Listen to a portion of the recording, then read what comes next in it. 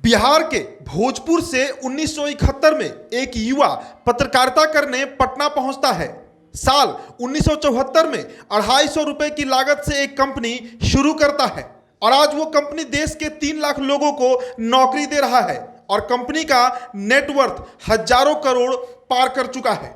कहते हैं कि जो जितना संघर्ष करता है उसे उतनी ही बड़ी सफलता मिलती है। ये कहावत रविंद्र किशोर सिन्हा यानी आर.के. सिन्हा पर बिल्कुल सटीक बैठती है। ये बिहार का एक ऐसा दानवीर रहे हैं जिसके दरवाजे से आज तक कोई खाली हाथ नहीं गया।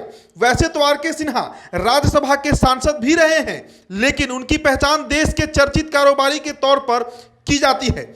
R K. Sinha security and intelligence services यानी एसआईएस के फाउंडर हैं। आर.के. सिन्हा का जन्म बिहार के भोजपुर के एक लोअर मिडिल क्लास कायस्थ परिवार में हुआ। बड़ा परिवार होने की वजह से आर्थिक तंगी का भी सामना करना पड़ता था। फोर्ब्स में एक आर्टिकल छपी थी जिसके मुताबिक पैसे की कमी की वजह से आर.के. सिन्हा के बहन की मौत हो गई। बहन को तेज बुखार था और आर.के. सिन्हा के पिता के पास पैसे नहीं थे। साल 1971 में 20 साल की उम्र में पटना के दैनिक अखबार में ट्रेनी रिपोर्टर की नौकरी शुरू की। साल 1971 में बांग्लादेश की आज़ादी को लेकर भारत और पाकिस्तान के बीच जंग छिड़ी हुई थी।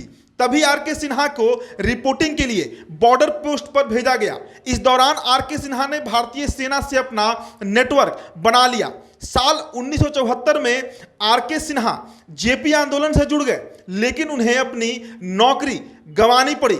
नौकरी से निकाले जाने के बाद आर.के. सिन्हा ने सेना में अपने दोस्तों की मदद से एक कंपनी की शुरुआत करने का फैसला लिया।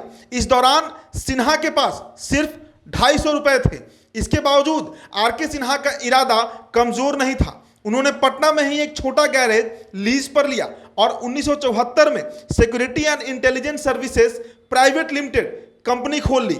भारत की निजी सुरक्षा क्षेत्र में काम करने वाली सबसे बड़ी कंपनी एसआईएस इंडिया के रेवेन्यू की बात करें तो 2020 के जो आंकड़े हैं उसमें 20% का ग्रोथ हुआ था, जिसके बाद 84,852 करोड़ रुपए रहा। वहीं मार्केट कैप भी करीब 8,000 रुपए के स्तर पर रहा। इस कंपनी का भारत के अलावा ऑस्ट्रेलिया, न्यूजीलैंड और सिंगापुर में अब विस्तार हो चुका है। इस कंपनी में 3 लाख के आसपास सिक्योरिटी गार्ड काम कर रहे हैं। साथ ही आर.के. सिन्हा भाजपा और संघ के बेहद करीबी भी रहे हैं। अटल बिहारी वाजपेयी हो या नरेंद्र मोदी, सबसे इनका रिश्ता मधुर बताया गया है।